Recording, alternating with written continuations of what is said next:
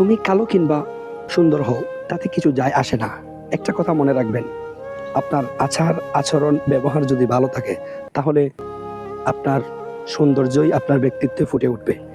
একটা কথা মনে রাখবেন, যদি আপনি হাজারো উচ্চ শিক্ষায় শিক্ষিত হন, আর যদি আপনার ব্যবহার নিগ্ন থাকে, আপনার ব্যবহার খারাপ থাকে, তাহলে আপনার ওই উচ্চ শিক্ষার কোনো মূল্য মানুষের কাছে কি এমন কি কোনো পশুর কাছেও পাবেন না।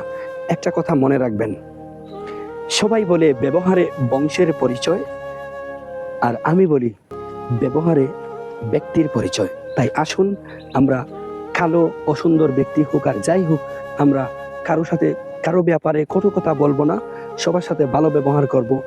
যেই ব্যবহার আল্লাহ রাসূল সাল্লাল্লাহু আলাইহি ওয়াসাল্লাম আমাদেরকে দেখে গিয়েছেন, সুতরাং আমরা ওই নবীজির আদর্শের অনুসারী হব, যেই নবীজির আদর্শ সবচাইতে উত্তম ছিল।